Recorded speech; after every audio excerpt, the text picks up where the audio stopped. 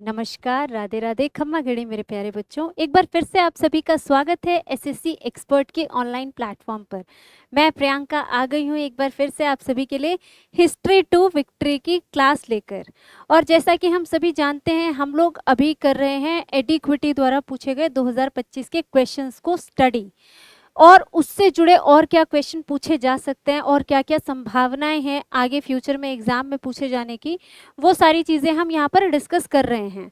और मैं आपको बता दूं, प्रीवियस क्लास जिन्होंने नहीं देखी है वो उसको भी जाकर देखना है। हिस्ट्री टू विक्ट्री का फोल्डर होगा, आपको मिल जाएगा। और जिसने भी हमारे चैनल को अभी तक सब्सक्राइब नहीं किया है वो हमारे चैनल को सब्सक्राइब भी कर लीजिएगा, बेल आइकन को प्रेस कर लीजिएगा, क्योंकि आपको यहाँ पर सिर्फ और सिर्फ हिस्ट्री नहीं बल्कि एसएससी के हर एक्सपर्ट टीचर की क्लासेस मिलेंगी, जिससे आपके लिए 2026 के एसएससी सीजीएल को क्रैक करना हो जाएगा आसान। क्योंकि हमारा काम ही है सिलेबस को आसान बनाना और आप तक महत्वपूर्ण कंटेंट को, महत्वपूर्ण जानकारियों को पहुंचाना, ताकि आप आराम से एग्जाम को क्लियर कर सको। तो चलिए अब हम अपनी क्लास शुरू करते हैं बिना समय गवाए।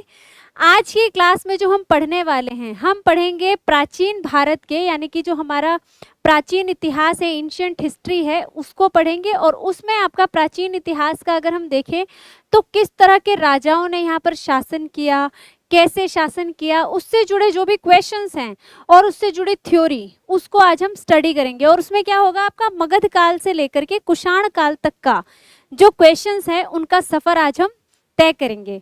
तो क्या आप सभी तैयार हैं क्लास के लिए? चलिए शुरू करते हैं हमारे बहुत ही प्यारे क्वेश्चन के साथ, जो कि एसएससी सीजीएल में पूछा गया है। पहला प्रश्न है आपका, किस प्राचीन शासक का प्रशासन अपनी अत्यधिक केंद्रीकृत संरचना के लिए विख्यात है? Which ancient rulers administration is famous for its highly centralized structure? Options देख लो आप। ऑप्शंस में आपको हिंदी इंग्लिश दोनों में क्वेश्चन सेम ही है, बस ऑप्शंस देख लेते हैं एक बार।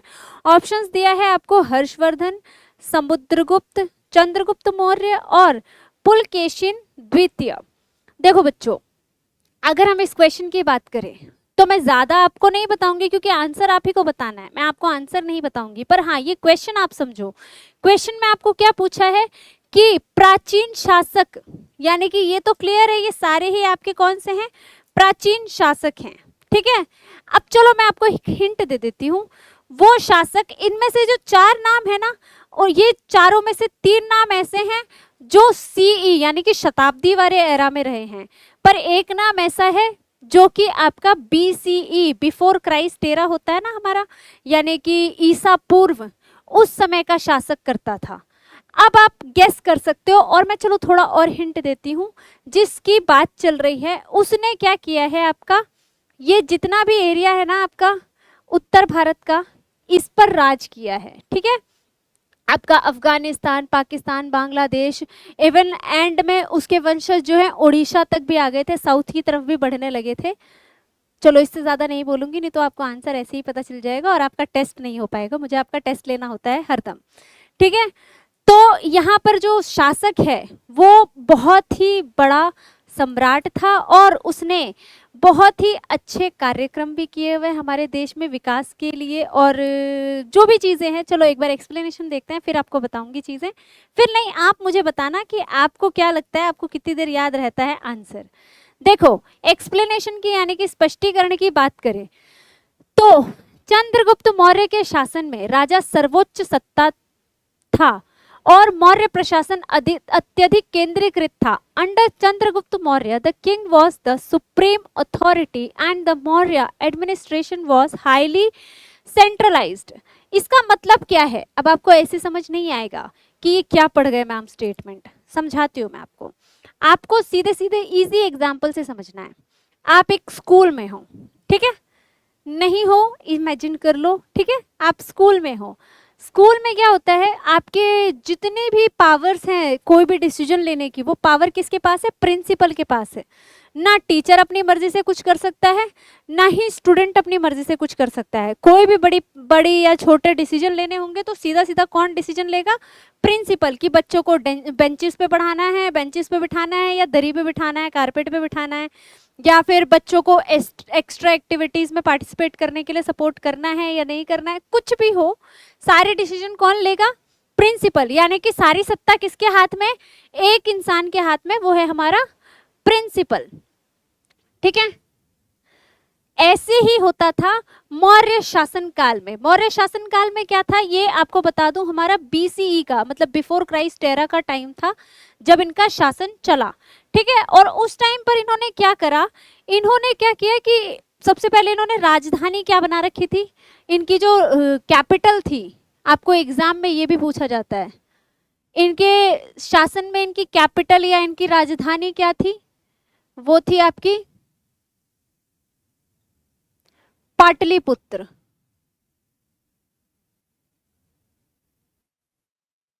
जो कि आज के बिहार का पटना है, जो कि बिहार में है आज का पटना, आप बोल सकते हो आज का पटना। ठीक है, पाटलिपुत्र को इन्होंने अपनी राजधानी बनाई हुई थी, अपना सेंटर बनाया हुआ था। और ये क्या करते थे, छोटे बड़े जो भी डिसीजन होते थे ना, वो सारे डिसीजन कौन लेता था, केवल और केवल चंद्रगुप्त मौर्य खुद लेते थे, जिसकी वजह से इनकी सत्ता जो थी ना, इनकी जो पावर थी, इनके पूरे साम्राज्य में बड़े ही अच्छे से फैली हुई थी और काफी ज्यादा केंद्र शासित था। इसलिए इसको बोला है केंद्र पर डिपेंड था, क्योंकि केंद्र में कौन बैठा हुआ था, राजा। राजा कौन था, चंद्रगुप्त मौर्य। तो सारी सत्ता का जो केंद्र बना रखा था, इसने खुद को बना रखा था। तो इसलिए सबसे बेस्ट इसका रूलिंग टाइम भी माना जाता है, सबसे बड़ा शासक भी बोला जाता है। चक्रवर्ती सम्राट ऐसे ही नहीं है ये, क्योंकि इन्होंने अकेले ही इतने बड़े साम्राज्य को इतने अच्छे से संभाल रखा था। ठीक है, तो इसलिए इनको चक्रवर्ती सम्राट भी कहा जाता है, ये एक टाइटल भी है, पूछा भी जाता है एग्जाम में।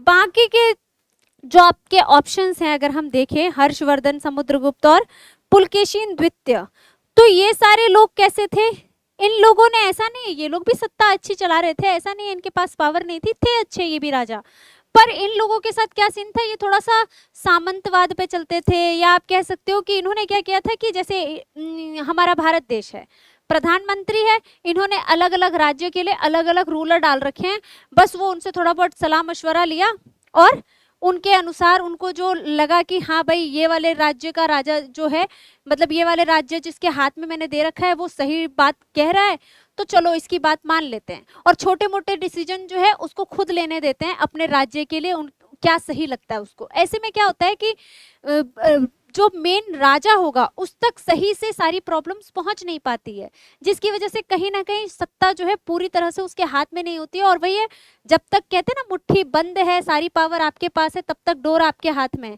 अगर मुट्ठी थोड़ी सी भी आपने खोल दी या ढीली छोड़ दी, तो आपके हाथ में से जितनी रेत है ना, जो पावर है, वो सब धीरे धीरे धीरे धीरे लोगों में डिवाइड होकर के पूरी तरह से आपकी पावर चली जाएगी। तो कुछ ऐसा ही सीन यहाँ पर भी था कि बाकी के जो राजा थे ना, वो इसलिए चंद्रगुप्त मौर्य से कम आके जाते हैं, क्योंकि इन्होंने चंद्रगुप्त मौर्य की तरह अपने हाथ में पूरी तरह से सारी सत्ता को नहीं रखा हुआ था, जैसे चंद्रगुप्त मौर्य ने रखा हुआ था। ठीक है, और यहाँ से एक क्वेश्चन होता है कि चंद्रगुप्त मौर्य जो थे, उनके आपके गुरु कौन थे, तो उनके गुरु कौन थे, चाणक्य जी, जिन्हें हम कौटिल्य भी बोलते हैं। ठीक है, और उन्होंने कौन सी किताब लिखी, अर्थशास्त्र। आप देख सकते हो कौटिल्य जी उनको बोलते हैं, नाम किताब का अर्थशास्त्र था। ठीक है, तो इससे अर्थशास्त्र से लोगों को लगता है कि हाँ भाई ये किसी हमारे स्टैटिक से जुड़ा बुक होगा, नहीं, ये कोई अर्थशास्त्र का मतलब ये नहीं है कि ये आपका इकोनॉमी से जुड़ा हुआ बुक है, ये है आपका राजनीति से जुड़ी हुई पुस्तक। ये राजनीति से जुड़ी हुई पुस्तक है जिसका नाम और इसके लेखक पूछ लिए जाते हैं। ठीक है, कई बार ऐसा होता है कि आपके चंद्रगुप्त मौर्य के जो आपके चंद्रगुप्त मौर्य के गुरु हैं या उनके जो शिक्षक हैं उनका नाम पूछा जाता है, तो वो कौन है, कौटिल्य या फिर आपके बोल सकते हो आप चाणक्य। ये दो नामों से उनको जाना जाता है, कौटिल्य को चाणक्य भी कहते हैं। ठीक है,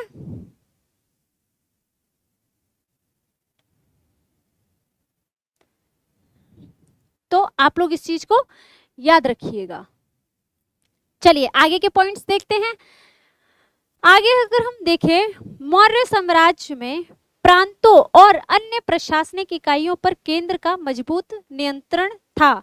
the Maurya empire maintained strong central control over provinces and other administrative units. ये वही चीज मैंने आपको बताया कि जो छोटे बड़े जो भी प्रशासनिक फैसले हो या कोई और फैसला लेना हो तो पूरी तरह से कंट्रोल किसके हाथ में था, वो था आपका केंद्र के हाथ में। और केंद्र में कौन था, अगर आपको बोला जा रहा है केंद्र के हाथ में है सत्ता, या आपको बोला जा रहा है कि सेंट्रल कंट्रोल था आपका, स्ट्रॉन्ग सेंट्रल कंट्रोल था, तो सेंटर में था कौन, आपके चंद्रगुप्त मौर्य थे।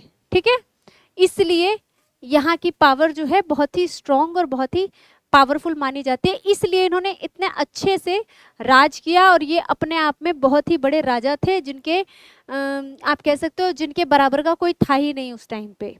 ठीक है, चलिए आगे देखते हैं।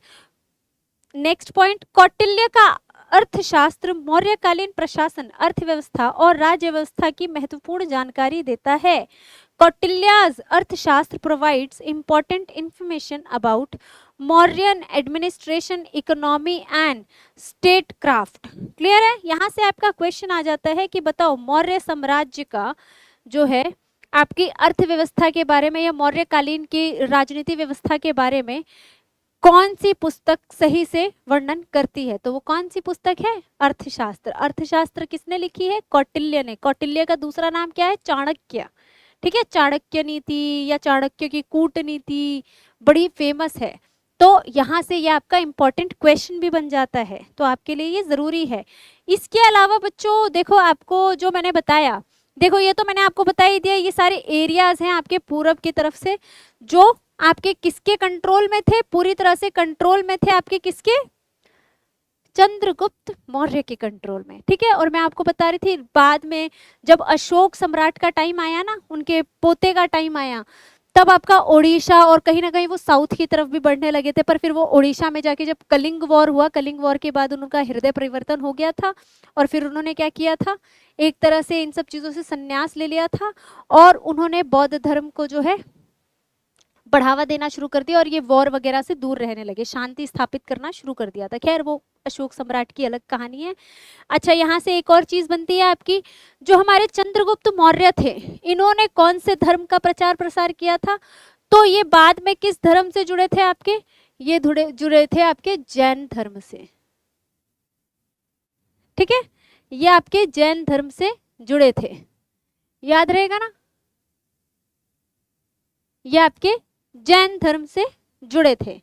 ठीक है, चलिए आगे बढ़ते हैं। अच्छा, मैं आपको एक और चीज बता दूं, हमने 4 ऑप्शंस देखे हैं ना यहाँ पे इस क्वेश्चन में। इस क्वेश्चन में ये जो 4 ऑप्शन है, हर्षवर्धन, समुद्रगुप्त मौर्य, चंद्रगुप्त मौर्य, पुलकेशिन द्वितीय, इनके साथ आपका क्या होता है, आपको पूछे जाते हैं कि ये कौन से वंश से थे, या आपको पूछा जाता है इनका कार्यकाल क्या था, या इनके वंश का कार्यकाल, इस तरह से क्वेश्चंस आते हैं। इसलिए आपके लिए चारों ही जो ऑप्शंस है वो बहुत ही इंपॉर्टेंट है, ये आपको याद रहना जरूरी है। तो चलो सबसे पहले हम देखते हैं हमारे चंद्रगुप्त मौर्य का। हो सकता है बोर्ड पे शायद ये ज्यादा छोटे दिख रहे हैं, कोई बात नहीं बेटा जी, आप लोग ना स्क्रीनशॉट ले लो। बाकी आपने अगर हमारा टेलीग्राम चैनल ज्वाइन कर रखा है, एसएससी एक्सपर्ट के नाम से टेलीग्राम चैनल है, वहां पर आपको इनके पूरे पीडीएफ मिल जाएगी। तो पीडीएफ में आप जूम करके देखोगे, आपको अच्छे से क्लियर दिख जाएगा। शायद ये वाला जो है आपको स्क्रीन पे इतना क्लियर ना नजर आ रहा हो, नेक्स्ट टाइम से मैं और बोल्ड रखूंगी, ध्यान रखूंगी इस चीज का। ठीक है, चलिए एक बार आप सुन लीजिए, अगर आपको क्लियर ना भी दिख रहा हो तो। सबसे पहले आता है आपका चंद्रगुप्त मौर्य, जो कि कौन से वंश से थे, मौर्य वंश से, और इन्हें ही बोला जाता है मौर्य वंश का संस्थापक। He is also known as the founder of Maurya वंश। क्लियर है। और अगर हम बात करें इस पूरे डायनेस्टी के कार्यकाल की, यानी कि पूरे साम्राज्य का जो कार्यकाल था, वो कार्यकाल कब से कब तक था, 322 ईसा पूर्व से लेकर 185 ईसा पूर्व तक का, यानी कि 320 BCE से लेकर के आपका 185 BCE तक का कार्यकाल था इनका। इसके बाद अगर हम देखें सिर्फ चंद्रगुप्त मौर्य के कार्यकाल की, तो चंद्रगुप्त मौर्य जी का जो कार्यकाल था वो तो 322 ईसा पूर्व से लेकर के 298 ईसा पूर्व तक का, और इन्होंने लगभग 24 वर्ष तक जो है शासन किया। उसके बाद इन्होंने जैन धर्म अपना लिया था, और वो ऐसा नहीं है शासन कर रहे थे सत्ता पर ये शांति की तरफ बढ़ गए थे। ठीक है, ये खून खराबा मार धाड़ इन सबसे थोड़ा दूर हो गए थे। फिर इनको समझ आया कि इतनी हिंसा किसी काम की नहीं है, पर ये अपने आप में बहुत ही बड़े ग्रेटर रूलर थे। और बाद में इन्होंने जैन धर्म अपनाया था, पर इनका जो कार्यकाल था वो था 24 वर्ष तक का। और ये कब से कब तक का था, ईयर भी पूछा जाता है तो आपको पता होना चाहिए। इनका कार्यकाल था 322 ईसा पूर्व से लेकर के 298 ईसा पूर्व तक का। क्लियर है? आगे बढ़े हम अगले नाम की तरफ। नेक्स्ट हम देखिए, इसके बाद आपको ऑप्शन में दिया था समुद्रगुप्त मौर्य। समुद्रगुप्त मौर्य की बात करें बेटा तो ये गुप्त वंश से थे। कौन से वंश से थे? गुप्त राजवंश या गुप्त वंश से थे। ठीक है, और इनका जो कार्यकाल था, पूरे गुप्त वंश की बात चल रही है। ठीक है, पूरे गुप्ता डायनेस्टी की बात चल रही है बेटा। पूरे गुप्ता डायनेस्टी की बात करें तो इनका जो कार्यकाल था वो था 319 से लेकर के 550 ईस्वी तक का। 319 से लेकर के 350 ईसीवी यानी कि 350 सीई, क्राइस्ट एरा। ठीक है, प्लीज इस चीज को लेकर कंफ्यूज मत होना, ईसवी और ईसा पूर्व को लेकर के। ईसवी होता है ईसा पूर्व के बाद का टाइम। ठीक है, तो इसको लेकर कंफ्यूज मत होना। चलिए, अगर हम बात करें हमारे समुद्रगुप्त की, तो समुद्रगुप्त जो थे वो 335 ईस्वी से लेकर के 375 ईस्वी तक का इनका कार्यकाल रहा है। लगभग 40 वर्ष तक का इनका कार्यकाल रहा है। और आप याद ये चीज ध्यान में रखना कि ये सारे जो टाइम पीरियड है आपको पूछे जाते हैं, इसलिए आपको ये याद रखना जरूरी है। ठीक है, चलिए आगे बढ़ते हैं हम हर्षवर्धन डायनेस्टी की। हर्षवर्धन की अगर हम बात करें तो इसके जो फाउंडर थे वो थे कौन? पुष्यभूति।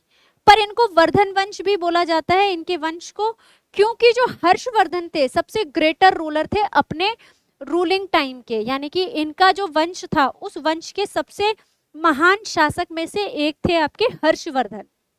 ठीक है, इसलिए पुष्यभूति जो आपकी डायनेस्टी है या पुष्यभूति जो वंश है उसको वर्धन वंश के नाम से भी जाना जाता है।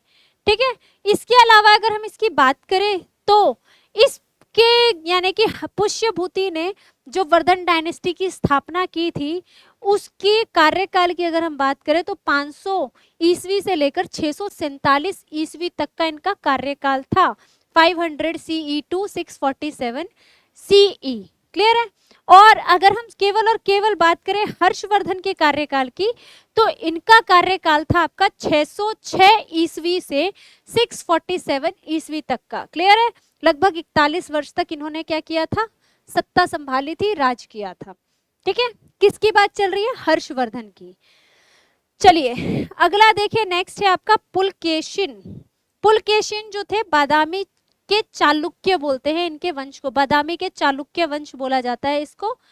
ये क्या होता है आपको पता होना चाहिए। बादामी के चालुक्य वंश जो है चालुक्य डायनेस्टी की ही एक शाखा मानी जा सकती है। लाइक आप कहते हो ना कि मेरे चाचा के, मेरे ताऊ के, मेरे मामा के लड़के, इस तरह से ही चाचा ताऊ वाला होगा, क्योंकि हमारे यहाँ पे पेट्रियार्की सिस्टम चलता है ना। तो ये जो था बादामी के चालुक्य, ये वही है कि उनकी एक शाखा है। और बादामी के चालुक्य की अगर हम बात करें तो इसके जो संस्थापक हैं वो है पुलकेशिन प्रथम।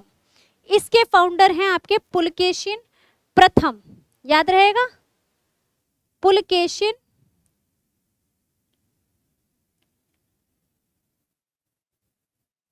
प्रथम इसके फाउंडर रह चुके हैं, फाउंडर हैं इस डायनेस्टी के, संस्थापक। ठीक है, और अगर हम बात करें हमारे बादामी के चालुक्य वंश की तो इनका जो कार्यकाल रहा है 543 ईस्वी से 753 ईस्वी तक का रहा है। यानी कि 543 ईस्वी से लेकर के 743 ईस्वी तक का रहा है। ठीक है, और अगर हम बात करें हमारे पुलकेशिन द्वितीय की तो इनका जो कार्यकाल रहा है वो है 610 से लेकर के 642 तक का कार्यकाल। क्लियर है? लगभग 32 वर्ष तक इन्होंने शासन किया। और याद रखना ये चारों डायनेस्टी के बारे में पूछा जाता है एग्जाम में कि इनका कार्यकाल क्या था या इसके फाउंडर कौन थे। आपको फाउंडर्स के नेम पूछे जाते हैं, संस्थापक के नाम पूछे जाते हैं, तो आपको पता होना चाहिए। ठीक है, चलिए अब हम वापस से क्वेश्चन पे चलते हैं। क्वेश्चन क्या था आपका? किस प्राचीन शासक का प्रशासन अपनी अत्यधिक केंद्रीकृत संरचना के लिए विख्यात है? अब आप लोग आंसर कर सकते हैं कि वो कौन सा शासक होगा जो कि अपनी केंद्रीकृत शासन के लिए विख्यात है या फेमस है फॉर हिज सेंट्रलाइज आप बोल सकते हो एडमिनिस्ट्रेशन के लिए। कौन सा शासक फेमस है? जल्दी जल्दी कमेंट करके आंसर कीजिए बेटा। आप लोग जब कमेंट करते हो ना तो मेरे को और भी ज्यादा मोटिवेशन मिलती है आपके लिए इस तरह के और भी अच्छे अच्छे प्यारे प्यारे क्वेश्चंस लाने की और इस तरह से एक्सप्लेनेशन बनाने की। तो कमेंट कीजिए, कमेंट करते हैं तो अच्छा लगता है। चलिए आंसर देखिए अगर हम, तो इसका आंसर होगा चंद्रगुप्त मौर्य। तो जिन भी बच्चों ने आंसर किया था Chandragupta Maurya, clap for yourself, आप लोग बहुत सही चल रहे हो, आपकी जो लर्निंग पावर है वो बहुत अच्छी है। Very good, good. चलिए बढ़ते हैं हम अगले प्रश्न की तरफ। अगले प्रश्न की तरफ बढ़ने से पहले मेरे प्यारे बच्चों आपको एक छोटी सी इन्फॉर्मेशन देना चाहूंगी।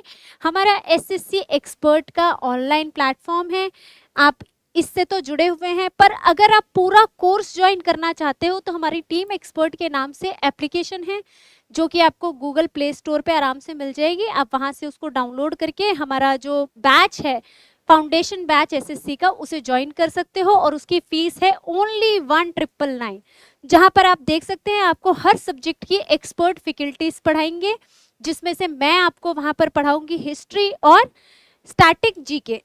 तो अगर आप हमारे साथ जुड़ना चाहते हैं तो आप इस एप्लीकेशन को डाउनलोड करके हमारे बैच को ज्वाइन कर सकते हैं। और अगर आपको एक्स्ट्रा कोई इन्फॉर्मेशन चाहिए तो यहाँ पर कॉन्टेक्ट नंबर है, इस पर कॉल करके आप इन्फॉर्मेशन ले सकते हैं। ठीक है, तो हमारे बैच के साथ जुड़ना ना भूलिएगा।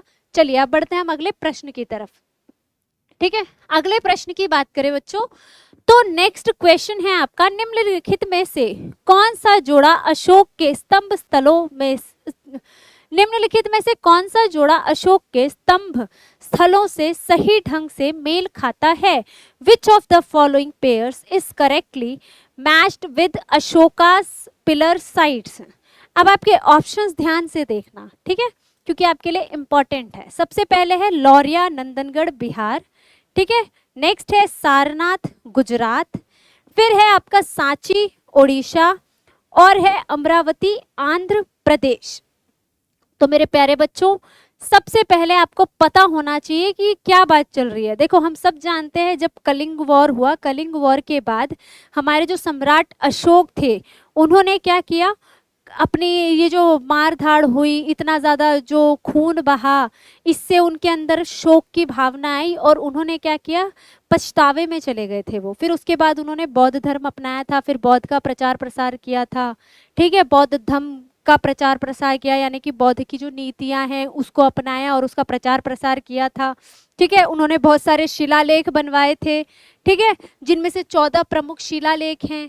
ठीक है, तो इसी तरह से उन्होंने क्या किया था, पिलर्स बनवाए थे, जिनमें उन्होंने किस तरह के पिलर्स बनवाए थे, उसमें थे आपके शेर, हाथी,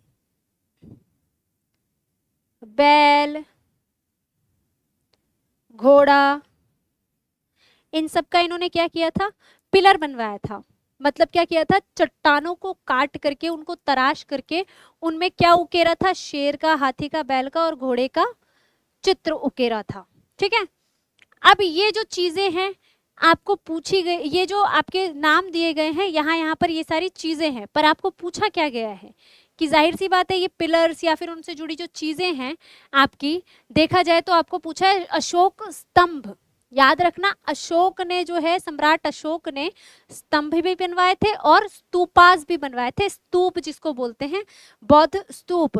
तो स्तूप अलग होता है और स्तंभ अलग होता है। स्तंभ आपका कुछ इस तरह से होता है, पिलर टाइप, ठीक है, और स्तूप जो होता है वो आपका अर्धगोलाकार होता है शेप में। ठीक है, तो वो दो अलग अलग चीजें हैं। यहाँ पर आपको स्तूप नहीं पूछा गया, आपको स्तंभ पूछा गया। तो स्तंभ के लिए आपको पूछा गया है कि कौन सा इनमें से करेक्ट मेल है। तो सबसे पहले अगर हम देखें तो बेटा सारनाथ गुजरात में नहीं है, ठीक है, और सांची उड़ीसा में नहीं है। क्लियर है, क्योंकि आपका सांची है मध्य प्रदेश में और सारनाथ है यूपी में, यानी कि उत्तर प्रदेश में। तो ये तो क्लियर हो गया कि आपके ये दो ऑप्शंस तो बिल्कुल ही गलत है। अब आपके पास चॉइस क्या है, लौरिया नंदनगढ़ और अमरावती आंध्र प्रदेश। अब मैं सीधा सीधा इतना आंसर बता दूंगी तो आपकी मेमोरी पावर कैसे चेक होगी, है ना, तो मुझे तो आपका मेमोरी पावर भी चेक करना है ना। चलो तो हम चलते हैं एक्सप्लेनेशन की तरफ, उसके बाद आप मुझे आंसर कीजिएगा, देखते हैं कितने बच्चों को आंसर याद रहता है। ठीक है, चलिए अगर हम देखें तो लौरिया नंदनगढ़ बिहार के पश्चिम चंपारण क्षेत्र में स्थित है और यह अशोक के महत्वपूर्ण स्तंभ स्थलों में से एक है। Lauriya Nandangarh is located in West Champaran, Bihar and is an important Ashoka's pillar site। Clear है कि आपका जो लौरिया नंदनगढ़ है वो बिहार में है, ये करेक्ट है। और ये क्या है आपका अशोक के स्तंभ के लिए सबसे इंपॉर्टेंट साइट में से एक माना जाता है। क्लियर है। इसके अलावा मैंने आपको बताया ही था कि जो सारनाथ स्तंभ है वो कहाँ है आपका उत्तर प्रदेश में, वो गुजरात में नहीं है। क्लियर है। इसके बाद अगर हम देखें सांची मध्य प्रदेश में स्थित है जहां अशोक का स्तंभ भी मिलता है। ठीक है, सांची आपका स्तूप है, याद रखना सांची में आपका स्तूप और आपका स्तंभ दोनों मिलते हैं। सांची जो है आपका फेमस है स्तूप के लिए भी, सांची स्तूप बहुत पूछा जाता है एग्जाम में कि सांची स्तूप कहाँ है, तो वो आपका मध्य प्रदेश में है। ठीक है, सांची स्तूप और स्तंभ दोनों के लिए बड़ा ही फेमस है। क्लियर है, तो यहाँ से आपका दोनों ही क्वेश्चन पूछे जाते हैं एग्जाम में। क्लियर है, तो आपको याद रहेगा। चलिए आगे देखते हैं। Sanchi is located in Madhya Pradesh where an Ashokan pillar is also found, but you always remember stupa is also found there. Stupas and pillar, famous for stupas and pillar both. Clear है, ये आपका दोनों के लिए ही फेमस है और आपका यहाँ से क्वेश्चन भी बनता है। क्लियर है, चलिए आगे हम देखें अमरावती की अगर हम बात करें बेटा, तो अमरावती आपका आंध्र प्रदेश में ही है। देखो आपका फोर्थ ऑप्शन जो मैंने आपको दिया था, देखो अमरावती आंध्र प्रदेश, आपको ऑप्शन में भी यही दिया है। पर यहाँ प्रॉब्लम क्या है आपकी कि अमरावती में पिलर नहीं है। अमरावती फेमस है स्तूप के लिए। क्लियर है, तो अमरावती आपका स्तूप के लिए फेमस है, वहां पर पिलर्स नहीं है। वो मेल तो करेक्ट था पर आपको क्वेश्चन में स्तंभ पूछा था, आपको स्तूप नहीं पूछा था। ठीक है, इसलिए वो ऑप्शन आपका हो जाता है रॉन्ग। एक बार लास्ट वाले को देखते भी हैं। अमरावती आंध्र प्रदेश में स्थित है, लेकिन इस प्रश्न में अशोक के स्तंभ स्थल के रूप में सही जोड़ा नहीं गया है, या कुछ भी कह सकते हो। Amravati is located Andhra Pradesh but it is not the correctly matched Ashokan pillar site in this question. ठीक है, क्योंकि यहाँ पर आपको पूछा है अशोका पिलर के लिए। अब हम देखें तो अमरावती में क्या मिलता है, मैंने आपको बताया ये किस चीज के लिए फेमस है, स्तूपास के लिए। याद रखना बेटा, ये जो मैं आपको लिखवा रही हूँ ना, ये क्वेश्चन आपको पूछते हैं कि बताओ अमरावती स्तूप कहाँ पर है, तो वो कहाँ पर है आपका आंध्र प्रदेश में। ठीक है, कहाँ पर है मेरे प्यारे बच्चों, वो है आपका आंध्र प्रदेश में। और यहाँ से भी आपका होता है एक इम्पॉर्टेंट क्वेश्चन। ठीक है, चलिए अब आपको यहाँ कोई डाउट तो नहीं है, आगे बढ़े हम, आगे चलते हैं हम वापस क्वेश्चन की ओर। आप बताइए क्या आप इस क्वेश्चन का आंसर आराम से कर सकते हैं, जल्दी जल्दी बताइए। देखो हमने ये दो तो एलिमिनेट कर ही दिया था। मैंने आपको बोला कि अमरावती किस चीज के लिए फेमस है आपका, अमरावती फेमस है आपका स्तूप के लिए। ये आपका करेक्ट है मैच, पर ये स्तूप के लिए फेमस है। हमें क्वेश्चन में क्या पूछा गया था, हमें पूछा गया था क्वेश्चन में स्तंभ स्थल। क्या पूछा गया था मेरे प्यारे बच्चों, हमें पूछा गया था स्तंभ स्थल के लिए। ठीक है, जब हमें स्तंभ स्थल के लिए पूछा गया है तो हम आंसर में कैसे करेंगे सारा, रुको रे मेरे प्यारे बच्चों, कलर चूज नहीं किया था मैंने।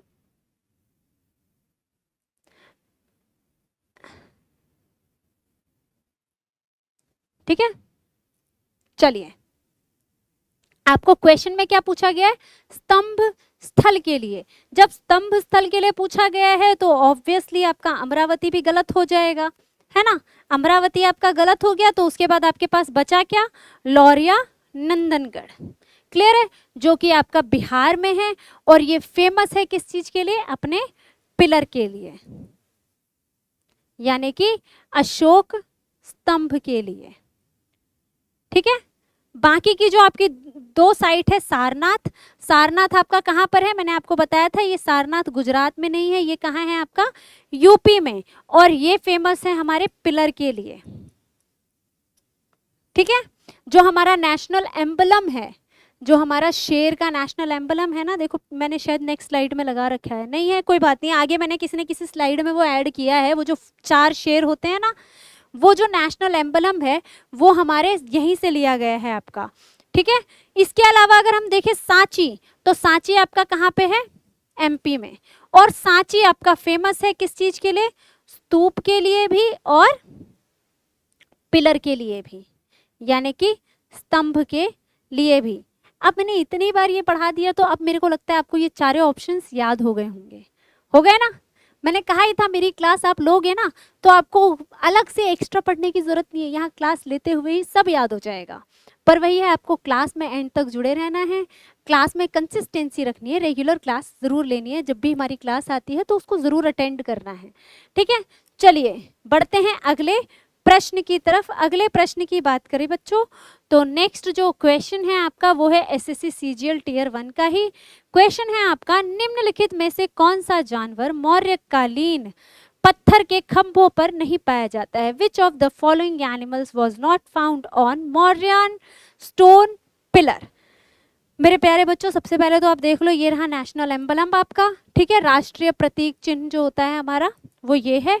इसके अलावा आपको ऑप्शन भी एक बार देख लेते हैं, शेर, बैल, हाथी और गरुड़। अब मेरा दिल टूट जाएगा अगर आप लोगों ने आंसर नहीं किया, क्योंकि मैंने अभी लास्ट क्वेश्चन में ही बताया है कि जो हमारे अशोक जी हैं उन्होंने जो पिलर बनवाए थे उस पर कौन कौन से एनिमल्स रखे थे, याद है कुछ? और कौन सा मैंने नहीं बताया था, क्या आप ध्यान से देख सकते हो? शेर, बैल, हाथी, गरुड़, या फिर इंग्लिश में देखें तो लायन, बुल, एलिफेंट और ईगल। कुछ याद आ रहा है क्या यार, कहाँ ध्यान रहता है? हाँ, जिन बच्चों को याद है वो अपने लिए क्लैप करो, पर जिनको याद नहीं है बेटा, ये बीप बीप की जो ऊपर से साउंड आ रही है ना उसको साइड कर दो, यहाँ फोकस कर लो, ठीक है। चलो हम एक्सप्लेनेशन देखते हैं, फिर आप जल्दी बता पाओगे मुझे। देखो, मौर्यकालीन पत्थर के स्तंभों पर सींग, बैल और हाथी जैसे पशु की आकृति मिलती है। इसके अलावा घोड़े की भी आकृति मिलती है, ठीक है। मैंने आपको बता दिया, मैंने आपको यही 4 एनिमल पहले भी बताए थे, आपको घोड़ा नहीं दिया है ऑप्शन में, बाकी आपके 3 दिए हुए हैं। उसके अलावा जो एक्स्ट्रा है वो आपको ध्यान रखना चाहिए, ऐसे ही क्वेश्चन आ रहा है एसएससी में, ठीक है। 2025 में इसी तरह से डीप क्वेश्चन पूछे गए, इसलिए आपको भी डीप डाइव करनी पड़ेगी, आपको भी डुबकी गहरी लगानी पड़ेगी, ठीक है। चलिए, मौर्यकालीन पत्थरों के स्तंभों पर सींग, बैल और हाथी जैसे पशु आकृतियां मिलती है, जबकि ईगल ऐसी प्रमुख स्तंभ आकृति नहीं है। क्लियर है? अब हम ईगल की बात करें तो इसको जो है गुप्त शासन काल का प्रतीक माना जाता है, ठीक है। चलिए आगे देखते हैं। Lion, bull and elephant figures are found on Mauryan stone pillars, whereas the eagle was not prominently pillar motif. Clear है? तो अगर हम देखें तो हमारे जो मौर्य वंश है उसमें से आपको हाथी का, बैल का और इसका जो नेशनल एम्बलम है हमारा, जो हमारा राष्ट्रीय चिन्ह प्रतीक है, उसका देखने को मिलता है पिलर पे, ठीक है। वो ये सारे एनिमल्स देखने को मिलते हैं। अगर इसके अलावा हम बात करें बैल की, तो आपने संसद भवन में देखा होगा, ये बैल हमारा वही है जो अशोक के पिलर पे मिला था, वही बैल आपका जो है संसद भवन के एंट्रेंस पे लगा हुआ है, ठीक है। चलिए आगे बढ़ते हैं, हम अगला देखें पॉइंट। सारनाथ का सिंह शीर्ष मौर्यकालीन कला का सबसे प्रसिद्ध उदाहरण है। ये मैं आपको बता ही रही हूँ, सारनाथ में ये आपका था, ये आपका सबसे बड़ा उदाहरण माना जाता है, मौर्य शासन काल का सबसे बड़ा कला का उदाहरण माना जाता है, सबसे बेस्ट माना जाता है इसको, ठीक है। The lion capital of Sarnath is the most famous example of Mauryan art, जो कि आज की डेट में कहाँ पर है? उत्तर प्रदेश में। कहाँ पर है मेरे प्यारे बच्चों? उत्तर प्रदेश में। अभी मैंने पिछले क्वेश्चन में बताया था, ये याद कर लो बेटा, ये छोटी छोटी चीजें ही पूछी जाती है एग्जाम में और फिर आप भूल जाते हो, यहीं से आते हैं आपके क्वेश्चंस एग्जाम में, ठीक है। इसके अलावा देखिए, रामपुरवा बिहार में, जो रामपुरवा है वो आपका कहाँ है? बिहार में। और बिहार से आपको क्या मिला है? बैल की आकृति का स्तंभ, बैल की सुंदर मूर्ति तथा धौली यानी कि ओडिशा से आपको क्या मिला है? ओडिशा से मिला है आपको हाथी की आकृति, मौर्यकालीन कला की महत्वपूर्ण उदाहरण है, ठीक है। तो याद रखोगे। आपका जो सारनाथ है, देखो 3 ऑप्शन आपको दे रखे हैं। सारनाथ का जो आपका ये है शेर का स्तंभ, वो कहाँ से मिला है? यूपी से। सारनाथ आपका यूपी में है। फिर उसके बाद अगर हम देखें रामपुरवा, ये जो रामपुरवा का आपका बैल है वो कहाँ से मिला है? बिहार से। उसके बाद धौली का हाथी जो बोला जाता है, क्वेश्चन आएगा इस तरह से, फिर नेक्स्ट क्वेश्चन के लिए आप प्रिपेयर रहना, अभी ध्यान से सुनो इसको, ठीक है। धौली का जो हाथी है वो है आपका उड़ीसा का पार्ट, क्लियर है। और ये सभी आपके बेस्ट एग्जांपल्स में से एक है और यहीं से आते हैं आपके क्वेश्चन। एक बार इंग्लिश में भी देख लेते हैं इस पॉइंट को। The beautiful bull sculpture from Rampurva Bihar and the elephant figure at Dhauli Odisha are important examples of Mauryan art, clear है। अब आपको देखते हैं हम अगले पॉइंट को। अगले की बात करें तो इसलिए आपको 4 ऑप्शन दिए थे, उसमें से ईगल इस सूची में मौर्य कालीन पत्थर के स्तंभों से संबंधित नहीं है, जो कि आपका मध्य प्रदेश में भी देखने को मिलता है और उड़ीसा में भी देखने को मिलता है। किसकी बात चल रही है? आपकी ईगल यानी कि गरुड़ की बात चल रही है। गरुड़ भी है ना आपका ऑप्शन में। ये आपका कहाँ कहाँ देखने को मिलता है? गरुड़ का जो आपका पिलर है या गरुड़ का स्कल्पचर आप बोल सकते हो, या गरुड़ कला जो है आपकी उकेरी गई है, वो आपको कहाँ कहाँ देखने को मिलती है? मध्य प्रदेश में और ओडिशा में ये कला देखने को मिलती है। पर ये मौर्य कालीन से संबंधित नहीं है। ये कौन से काल से संबंधित है? गुप्त कालीन की सरकारी प्रतीक मानी जाती थी। मतलब उनका जो गुप्त कालीन था ना, तो उस टाइम पर उनका जो काल चल रहा था, तो उस टाइम पर उनको माना जाता था राष्ट्रीय मोहर के रूप में या राष्ट्रीय चिन्ह के रूप में इसको माना जाता था। किसको? गरुड़ को, क्लियर है। याद रहेगा क्योंकि मैं अगले क्वेश्चन में आपको पूछूंगी और मैं आपको एक्सप्लेनेशन नहीं, पहले आंसर पूछूंगी और आपको आंसर देना होगा, ठीक है। चलिए आगे बढ़े हम अगले प्रश्न की ओर। क्यों? हमें अभी इस प्रश्न का आंसर तो करना है ना। याद है ना मेरे प्यारे बच्चों? जल्दी जल्दी बताओ, याद है ना? शेर का कहां पर है? यूपी के सारनाथ में। भूल गए? सारनाथ में, याद है? बुल कहा है? रामपुरवा। एक बार रिवीजन कर लो ताकि नेक्स्ट क्वेश्चन में आप मेरे को आंसर कर पाओ। रामपुरवा बिहार में, ठीक है। हाथी कहाँ पे आपका? धौली में, जो कि कहाँ पर है आपका? ओडिशा में, ठीक है।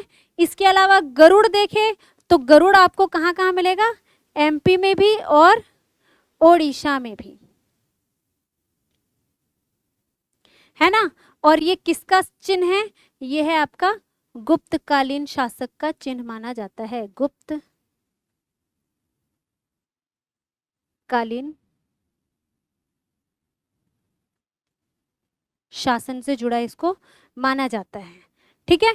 तो अब आप आंसर कर सकते हैं। आपको क्वेश्चन में क्या पूछा गया था? निम्नलिखित में से कौन सा जानवर मौर्यकालीन पत्थर के खंभों पर नहीं पाया जाता है? तो कौन सा जानवर नहीं पाया जाता है? अब आप आंसर कर सकते हैं ना, क्योंकि ये गुप्तकालीन से जुड़ा हुआ है, तो जाहिर सी बात है आंसर है हमारा गरुड़ यानी कि ईगल। ईगल आपका गुप्तकालीन में नहीं मिलता है। मैं अलग पेन से इसको मार्क कर देती हूँ ताकि आपको क्लियर हो जाए कि हमारा आंसर क्या होगा ईगल, क्लियर है। ईगल हमारा गुप्तकालीन काल से जुड़ा हुआ है, वो हमारा किससे जुड़ा हुआ नहीं है? मौर्यकालीन से जुड़ा हुआ नहीं है, ठीक है। ये तो मैंने आपको फोटो ऐसे लगा के दी है, पर असल में इसकी फोटोज जो होती है ना, जैसे भारी भारी बड़ी बड़ी चट्टाने हैं और उसमें से खुरच करके, या आप कह सकते हो कलाकारी करके, बहुत ज़्यादा मेहनत करके फिर उस पर हाथी की शेप बना रखी है, उस पर आपका शेर का दिखता है, देखने को मिलता है, बैल या फिर गरुड़, ये सारी चीज़ें उस पे देखने को मिलती है। और इतनी पुराने टाइम की ये कलाकृतियाँ हैं और आज भी सुरक्षित इनको म्यूजियम में रखा गया है, ठीक है। चलिए आगे बढ़ते हैं हम अगले प्रश्न की ओर। अगला प्रश्न आ गया है बच्चों, बिंबिसार की कोसलन राजकुमारी से शादी का राजनीतिक महत्व क्या था? अब राजनीतिक महत्व की बात करें बेटा, तो आपको पूछा गया है, एक बार इंग्लिश में भी क्वेश्चन देखते हैं फिर मैं आपको समझाती हूँ।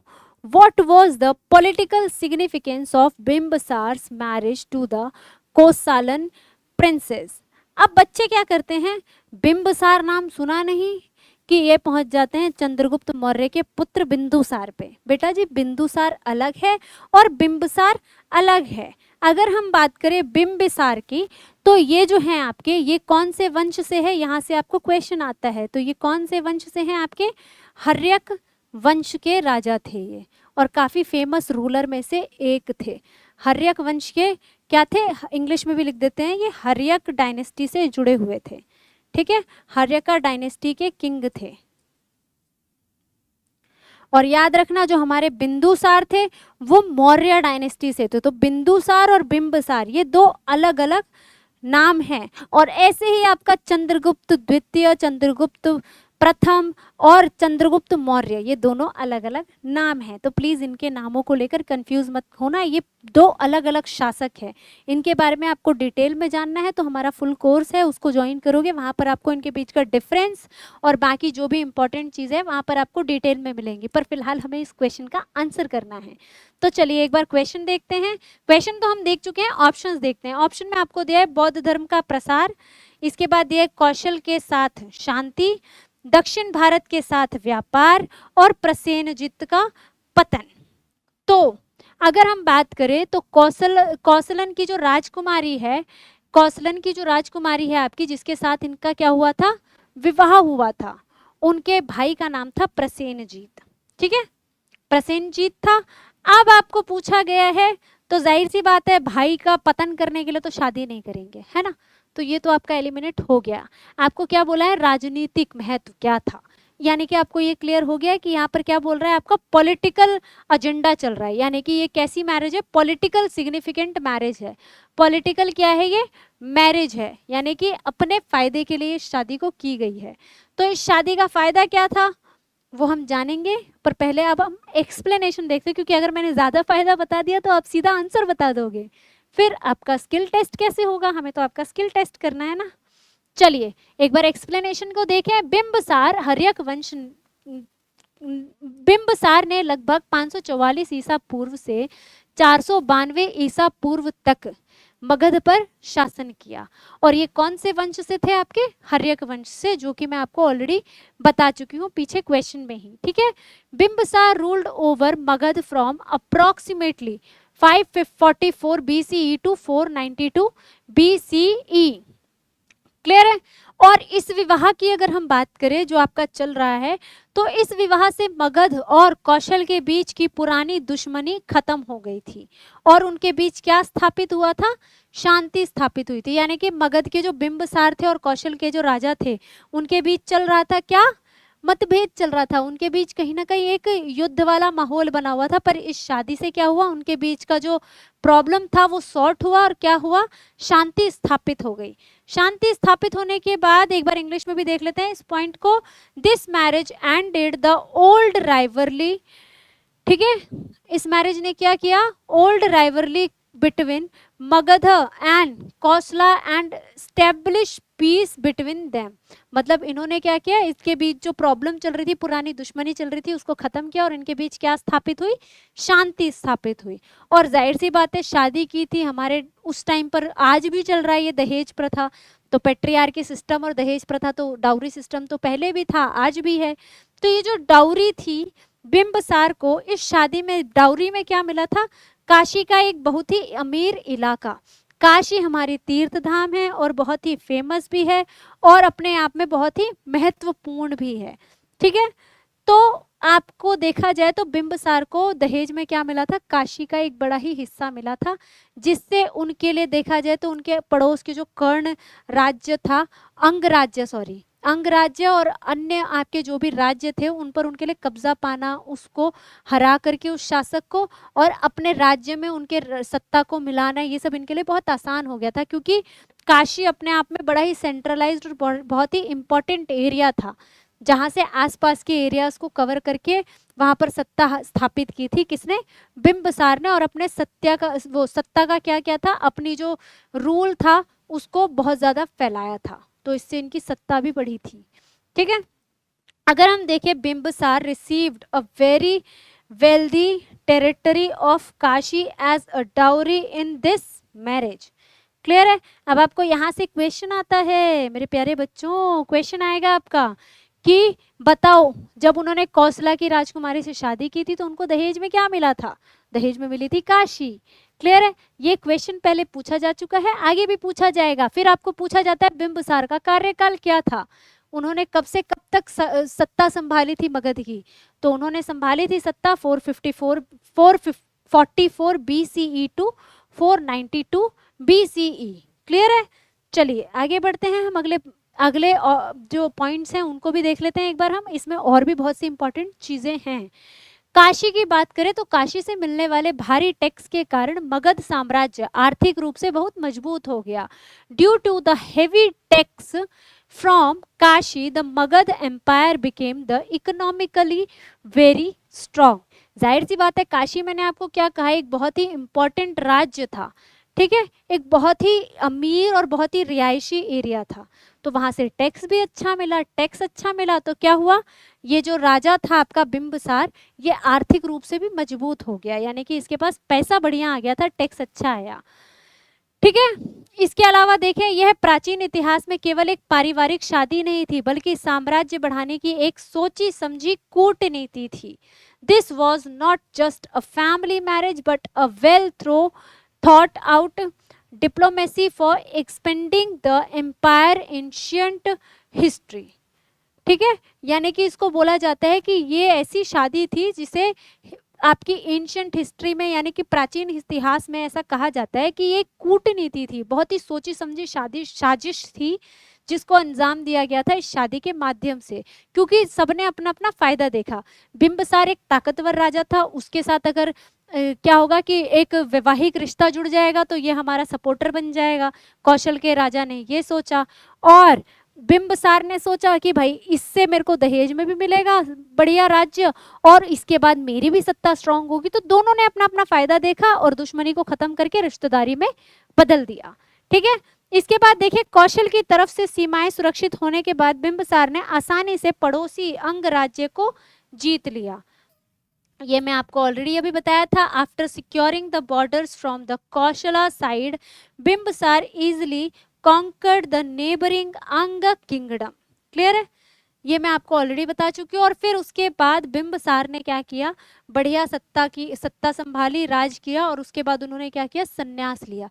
इन्होंने अपनी मर्जी से सत्ता छोड़ी थी, और सत्ता छोड़ने के बाद इन्होंने कौन से धर्म को अपनाया था, इन्होंने भी बौद्ध धर्म को अपनाया था। तो अगर क्वेश्चन यहाँ से भी आ जाए तो आप कर सकते हो ना कि बिंबिसार ने कौन से धर्म को अपनाया था सत्ता का त्याग करने के बाद, तो इन्होंने बौद्ध धर्म को अपनाया था। क्लियर है, ये क्वेश्चन का भी आंसर कर सकते हैं आप, पर ये क्वेश्चन का आंसर बाद में करना, पहले अभी जो हमने क्वेश्चन पूछा था, वापस आ गए हैं हम क्वेश्चन पे। चलिए जल्दी से बताइए, बिंबिसार की कौसलन राजकुमारी से शादी का राजनीतिक महत्व क्या था? जल्दी बताओ, ABCD, जल्दी से बताओ। Peace with Kosala, spread of Buddhism, क्या था? देखो ये तो हमें क्लियर हो गया कि ये बुद्धिज्म से भी जुड़े हुए थे। कौन? बिंबिसार की बात चल रही है, पर आपको शादी से जुड़ा महत्व बताना है। ठीक है, तो शादी से जुड़े महत्व की बात करें तो कौशल के साथ क्या था, शांति स्थापित करना। कौशल आपका एक राज्य था, ठीक है, और उसके साथ ही क्या करना चाहते थे, अपने राइवलरी को खत्म करना चाहते थे, अपनी दुश्मनी को खत्म करना चाहते थे, जो कि कैसे खत्म हुई, शादी होने के बाद वहां पर शांति स्थापित हो गई दोनों राज्यों के बीच। क्लियर है, तो इसका सही आंसर क्या होगा आपका, ऑप्शन बी। अब आप इस तरह के क्वेश्चन का आंसर कर सकते हैं ना, कोई डाउट तो नहीं है? मुझे अच्छा लगा जानकर कि आप में से ज्यादातर लोग जो है आंसर सही कर रहे हैं। अगर नहीं भी कर रहे हो सही, तो इसमें मेरा क्या जाता, इसमें आपका घाटा। चलिए बढ़ते हैं अगले प्रश्न की तरफ। अगला प्रश्न, देखो बच्चों, अगर आपने इसका आंसर नहीं किया ना, तो मैं क्या ही कर सकती हूँ, बस इतना बोल सकती हूँ, मेरा दिल ही टूट गया। इसके अलावा मैं कुछ कर ही नहीं सकती। और वैसे भी मैंने आपको बताया ही, इसमें आपका घाटा, मेरा कुछ नहीं जाता। चलिए क्वेश्चन देखते हैं। क्वेश्चन है आपका, धौली उड़ीसा की चट्टान को किस जानवर के समान बनाया गया है? The rock at Dhauli Odisha has been carved in the front in the form of which animals?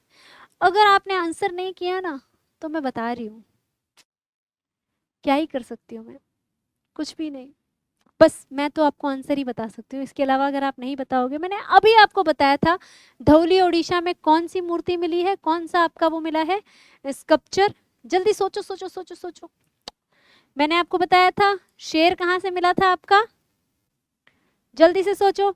बैल कहाँ से मिला था, हाथी कहाँ से मिला था, घोड़ा कहाँ से मिला था, मैंने बताया है आपको, नहीं बता रहे हो। बहुत दुख है मुझे इस बात का। मैं भी नहीं बताऊंगी, आपको एक और चांस दूंगी एक्सप्लेनेशन देने के बाद। अगर आपने तब भी नहीं बताया तो फिर मैं बता दूंगी, क्या कर सकते हैं। चलिए चलते हैं क्वेश्चन की तरफ, एक्सप्लेनेशन की तरफ। देखो, धौली की चट्टान को हाथी के स्वरूप में उकेरा गया है, जो मौर्यकालीन कला का महत्वपूर्ण उदाहरण है। मैं आपको बार बार समझा रही थी कि हाथी को और बाकी को कैसे उकेरा गया है। ये देखो, ये बड़ी सी चट्टान है। अब इस चट्टान पे क्या हो रहा है, आपका हाथी की आकृति उकेरी गई है, दिख रहा है आपको। कितना, मतलब आप देख सकते हो कितना महत्वपूर्ण कलाकारी है, जो कि हम आम लोग सोच भी नहीं सकते कितनी मेहनत लगी होगी, क्योंकि उस टाइम पर इतने सोर्सेज भी नहीं थे, इतनी सुविधाएं नहीं थी, ड्रिल मशीन नहीं था, बहुत समय और बहुत मेहनत लगती थी छेनी हथौड़ा से ये सब काम करने में। ठीक है, और ये आपके जो अशोक पिलर हैं, अशोका एडिक्ट पिलर्स, एडिक्ट या फिर पिलर्स बोलते हैं, स्तंभ, वो ये हैं। ठीक है, इस तरह से आपके अशोका स्तंभ है, और इनके ऊपर भी एनिमल्स के चित्रकारी देखने को मिलती है, एनिमल की जो है आपकी कला देखने को मिलती है, मूर्तियां देखने को मिलती है। ठीक है, पर आपको पूछा गया था धौली के चट्टानों को हाथी के रूप में उकेरा गया है। देखो बच्चों, अगर हम बात करें, मैंने आपको बताया था कि जो अशोक हैं उसके प्रमुख, वैसे अशोक के बहुत सारे शिलालेख हैं, पर आपके प्रमुख 14 शिलालेख होते हैं। ठीक है, प्रमुख 14 शिलालेखों को पेपर में पूछा जाता है। ठीक है, अब हम देखें प्रमुख 14 शिलालेखों में से अगर हम बात करें तो मेरे प्यारे बालकों, प्रमुख 14 शिलालेखों में से 11 शिलालेख, दिख रहा है ना ये मार्कर, 11 शिलालेख की जो संख्या है वो कहां पर देखने को मिलती है आपकी, वो देखने को मिलती है आपके ओडिशा में। ये मार्कर उतना अच्छा खिलके नहीं दिख रहा है ना, ग्रीन देखते हैं। ये कहाँ मिलता है आपका, ओडिशा में। कहाँ मिलता है मेरे प्यारे बच्चों, ओडिशा में। ठीक है, उड़ीसा में देखने को मिलता है या ओडिशा में, ओडिशा भी होता है, मैं दोबारा ही लिख देती हूँ, ये देखने को मिलता है हमें ओडिशा में।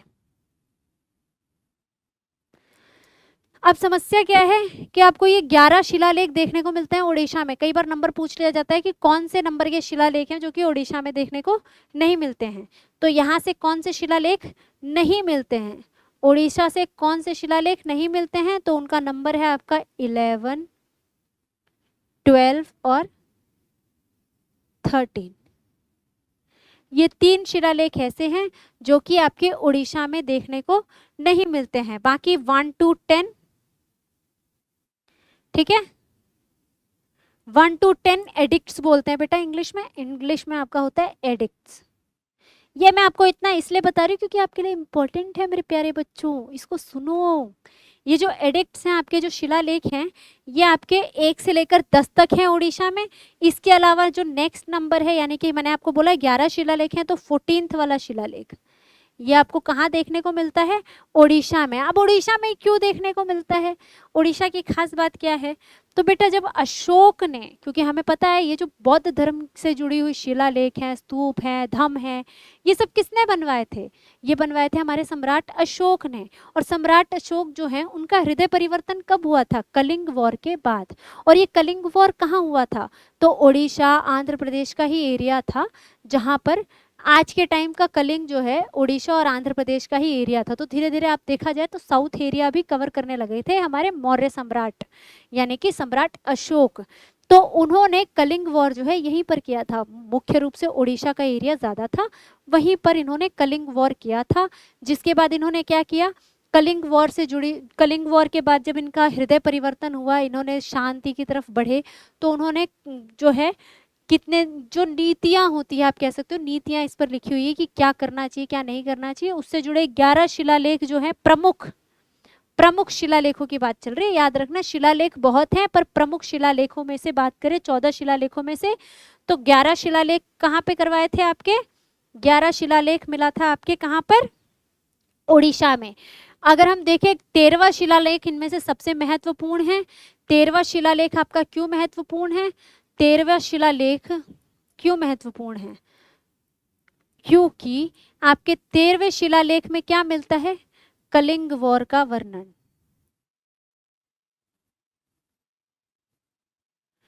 अबाउट कलिंग वॉर, क्या लिखा है इसके बारे में? किसके बारे में लिखा है 13वें शिलालेख में? About Kalinga war. अब जाहिर सी बात है, कलिंग वॉर के बारे में लिख करके अगर वो उड़ीसा में यानी कि कलिंग में ही लगाएंगे तो उससे क्या होगा? वहाँ के लोग जब उसको पढ़ेंगे तो उससे उनको क्या होगा? उनको हर्ट होगा, उनको दुख होगा। तो इसलिए वहाँ पर ये सारी चीजें नहीं लिखी गई है। ठीक है, 13वां शिलालेख वहां पर नहीं लगाया गया। और याद रखना, आपको यहाँ से भी एक क्वेश्चन आता है कि बताओ 13वें शिलालेख में क्या वर्णन मिलता है, या फिर आपको क्वेश्चन आएगा कि कलिंग वॉर का वर्णन किस शिलालेख से मिलता है। तो किस शिलालेख से मिलता है मेरे प्यारे बच्चों? वो मिलता है आपके 13वें शिलालेख से। इसलिए आपका 13वां शिलालेख अपने आप में मोस्ट इंपॉर्टेंट हो जाता है। क्लियर है? चलो आगे आप पॉइंट्स को पढ़ते हैं फटाफट से। ठीक है, ये सारी जो बातें मैंने आपको बताई है, आप स्क्रीनशॉट ले लो या इसको अलग से मेरी बातों को दोबारा से रिपीट में सुनना और इसको लिखना। ये आपके लिए मोस्ट इंपॉर्टेंट है, इसलिए मैंने आपको ये सारी डिटेल्स बताई है। ठीक है, चलिए आगे बढ़ते हैं। धौली उड़ीसा में स्थित है और इसका संबंध अशोक के कलिंग अभियान के इतिहास से है। अब ये धौली क्या है? धौली जगह का नाम है जहां पर क्या मिलता है? आपका मिलता है एलिफेंट एडिक्ट, यानी कि हाथी का जो है शिलालेख मिलता है, जिसमें हाथी को उकेरा गया है। वो शिलालेख आपका धौली में मिलता है। और धौली कहाँ पर है? आपका ओडिशा में स्थित है। और इसका संबंध किससे है? अशोक के कलिंग अभियान के बाद के इतिहास से, यानी कि कलिंग वॉर हुआ तो उसके बाद उन्होंने बौद्ध धर्म अपनाया था और उसके बाद ही तो उन्होंने ये सारे काम किए ना। तो कलिंग वॉर के इतिहास से है इसका संबंध। Dhauli is located in Odisha and is associated with the history following Ashoka's Kalinga campaign. Clear है? चलिए आगे बढ़ते हैं। धौली में अशोक के प्रमुख शिलालेख भी पाए गए हैं, वो मैं आपको ऑलरेडी बता चुकी हूँ। प्रमुख 14 शिलालेखों में से 11 शिलालेख आपको यहीं पर मिलते हैं देखने को। ठीक है, major rock edicts of Ashoka's are also found at Dhauli. ठीक है, याद रहेगा ना मेरे प्यारे बच्चों, ये क्वेश्चन यहाँ से बन सकता है। बड़ा ही इंपॉर्टेंट पॉइंट्स हैं आपके लिए ये सारे ही, तो प्लीज इन पर थोड़ा ध्यान देना, ध्यान से पढ़ना। इसी स्थान पर कलिंग युद्ध हुआ था, जिसके बाद सम्राट अशोक ने हिंसा छोड़ दी थी। This is where the Kalinga war happened, after which emperor Ashoka renounced violence. ठीक है, रिनाउंस्ड वायलेंस। तो अब आपको क्लियर है कि अशोक ने क्या किया था? यहीं पर जो इतनी हिंसा हुई थी उसके बाद उन्होंने क्या किया था? आपका वायलेंस को छोड़ दिया था। अब हम देखें तो बच्चों, आपको क्वेश्चन में क्या पूछा था? क्वेश्चन में आपको पूछा था धौली ओडिशा की चट्टान को किस जानवर के समान बनाया गया है? The rock at Dhauli Odisha has been carved in the form of which animal? चलिए, मैंने आपको देखो बता दिया था, सिंह आपका कहाँ मिलता है? सारनाथ यूपी में। ठीक है, बैल मिलता है आपका रामपुरवा बिहार में। हाथी का आपको पता चल गया है धौली के ओडिशा में। अब आपको मैंने घोड़ा, मैं आपको नहीं बता रही हूँ, ये आपका टास्क है। आप मुझे कमेंट करके बताएंगे कि घोड़ा कहाँ मिलता है, हॉर्स कहाँ मिलता है। ठीक है, चलिए अभी आपको आंसर तो पता है ना, अब आप आंसर कर सकते हैं कि धौली ओडिशा में कहाँ पर है, कौन सा एडिक्ट मिलता है? तो आपको मिलता है हाथी का चित्र मिलता है। क्लियर है? इसका आंसर आप कर सकते हैं ना, हाथी। कोई डाउट तो नहीं है? एलिफेंट कर सकते हैं। अब आपको क्लियर है आंसर? इससे जुड़ा कुछ भी पूछा जाए घुमा करके तब भी आप आंसर कर लेंगे ना आराम से? वेरी गुड, मुझे पूरी उम्मीद है आप कर लेंगे। बस क्लास को ध्यान से देखना, पूरी फोकस रखना क्लास के अंदर। ठीक है, बढ़ते हैं अगले प्यारे से प्रश्न की ओर। बेटा एसएससी सीजीएल टीयर 1 में 24 सितंबर को पूछा गया 2025 में क्वेश्चन, सम्राट अशोक के शिलालेखों में मुख्य रूप से किस लिपि का प्रयोग हुआ था या हुआ है? Which script was mainly used in the inscriptions of Emperor Ashoka? Option है आपके खरोष्ठी, देवनागरी, तमिल और ब्राह्मी। चलो मेरे प्यारे बच्चों, आपके लिए मैं थोड़ा सा एक हेल्प करती हूँ, आपको एक ऑप्शन बता देती हूँ, देवनागरी लिपि। आंसर नहीं है ये, खुश मत हो कि मैम ने पहले ही आंसर बता दिया ना। इतनी आसानी से कैसे बता दूंगी? इतना आसान थोड़े ना आंसर जानना, उसके लिए आपको मेहनत करनी पड़ेगी। ठीक है, तो देवनागरी की मैं क्या बात बता रही थी, सुन लो। देवनागरी इस टाइम पर थी ही नहीं, जब अशोक सम्राट का टाइम था उस टाइम पर ये लिपि नहीं थी। ठीक है, ये लिपि उस टाइम पर फाउंड नहीं हुई थी, तो इस तरह से आप बोल सकते हो कि ये तो आंसर होना ही नहीं चाहिए। क्यों? क्योंकि उस टाइम पर ये लिपि पाई ही नहीं जाती थी। ठीक है, अब आपके पास ऑप्शन में क्या बचे? खरोष्टी, तमिल और ब्राह्मी। अब आपको आंसर इन तीन में से एक करना है। मैं आपको बताऊंगी आंसर, पर पहले मैं थोड़ा पानी पी लूं। ठीक है, क्वेश्चन से जुड़े और भी डिटेल्स आपको देनी है, वो भी बताती हूँ।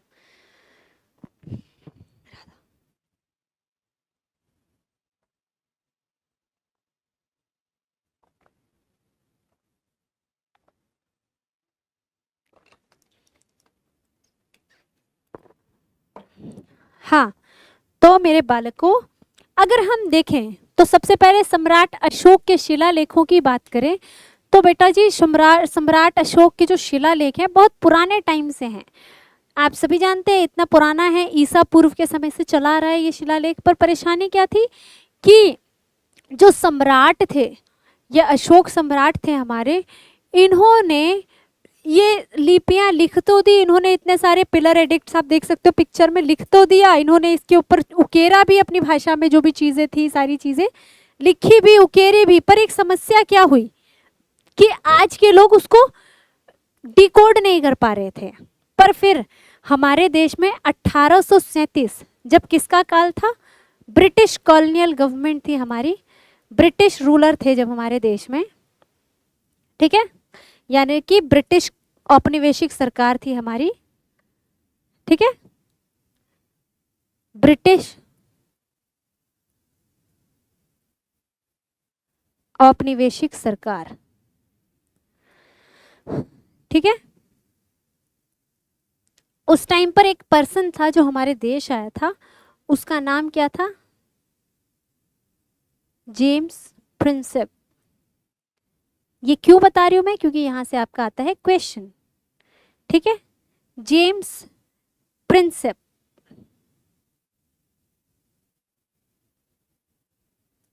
अब ये जो आपके जेम्स प्रिंसेप थे, ये पहले वो इंसान बने, सबसे पहले, सर्वप्रथम, he is the first one who decode Ashoka's pillar inscriptions, या आप बोल सकते हो अशोकाज स्क्रिप्ट।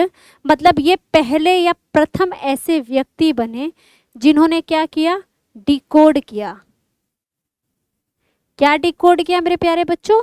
तो पिलर पे लिखी हुई जो ये बातें थी ना, ये जो भाषा थी, इस भाषा को इन्होंने क्या किया? डिकोड। सबसे पहले पढ़ने वाले इस भाषा को कौन थे?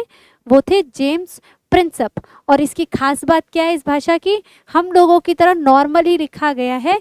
कैसे? लेफ्ट टू राइट, यानी कि नॉर्मल जैसे हम यहाँ से यहाँ तक लिखते हैं ना, ऐसे ही लिखा गया है। ठीक है, तो सबसे पहले पढ़ने वाले व्यक्ति कौन बने?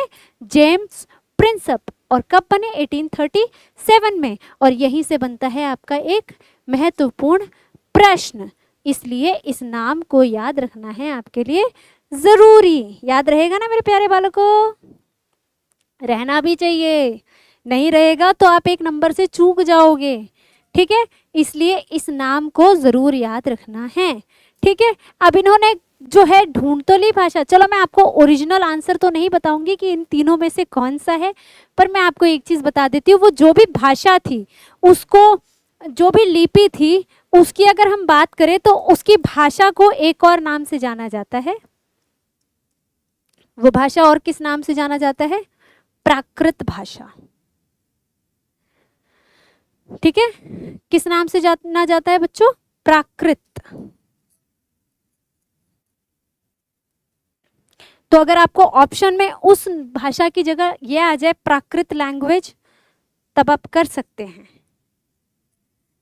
क्योंकि कई बार एग्जामिनर आपके साथ खेल जाते हैं, पर आप उनके खेल को नहीं समझ पाते हैं क्योंकि आप सही से पढ़कर नहीं जाते हैं। पर अब आपको सब सही से पढ़कर जाना होगा, क्योंकि मैं पढ़ाऊंगी, मैं आपको छोटी से छोटी चीज बताऊंगी और आपको सुनना है, जरूरी है आपके लिए। चलिए, अब आंसर तो आप ही को मुझे बताना है, तो उसके लिए चलते हैं हम फटाफट से एक्सप्लेनेशन पे। देखो बच्चों, ये जो जेम्स प्रिंसेप है, ये प्यारा सा सुंदर सा आदमी यही है जिसने क्या किया था? डिकोड किया था अशोका की लिखी हुई इंस्क्रिप्शंस को। ठीक है, चलिए आगे बढ़ते हैं हम। अगर देखें, अशोक के अधिकांश शिलालेख ब्राह्मी लिपि में लिखे गए थे, इसलिए ब्राह्मी उनकी प्रमुख लिपि थी। याद रखना कि अशोक के ज्यादातर शिलालेख कौन सी भाषा में लिखे गए हैं? ब्राह्मी लिपि में।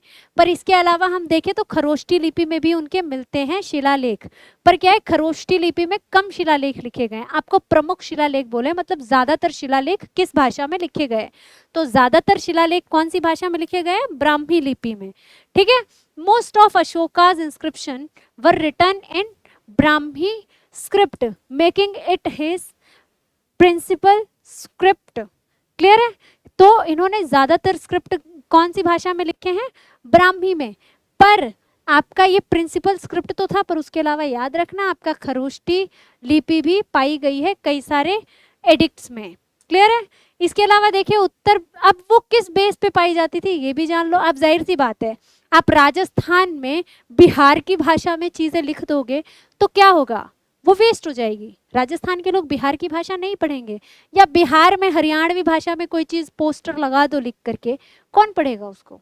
और पढ़ भी लेंगे तो समझ ही नहीं आएगा उनको, है ना? तो उन्होंने उसी हिसाब से कि जहां पर जैसी पॉपुलैरिटी थी ना, कि जहां पर भी वो बना रहे थे तो वहां पर किस तरह की भाषा लोग यूज कर रहे हैं, उस हिसाब से उन्होंने स्क्रिप्ट की जो है लैंग्वेज रखी थी।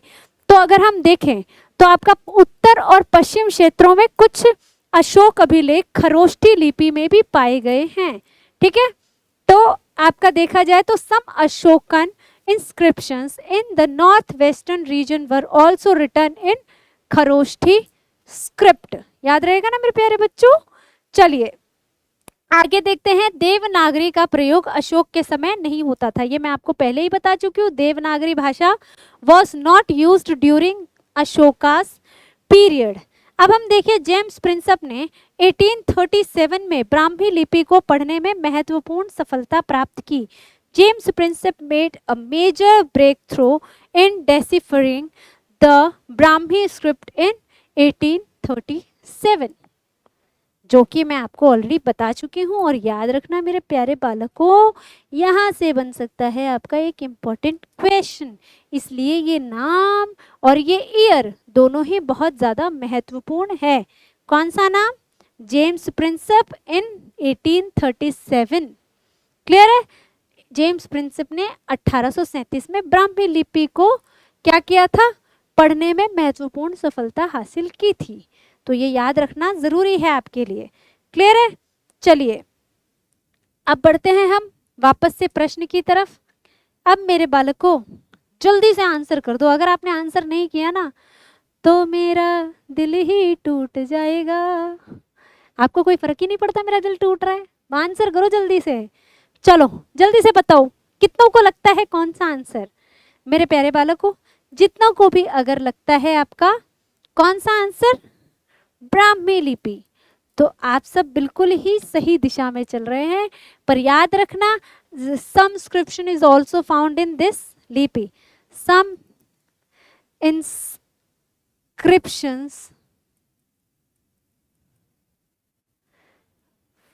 फाउंड, मतलब कुछ इंस्क्रिप्शन ऐसे भी थे, कुछ अभिलेख ऐसे भी थे जो कौन सी भाषा में मिले हैं? खरोष्टी में। पर अगर हम आंसर की बात करें तो मेरे बालकों आंसर क्या होगा आपका?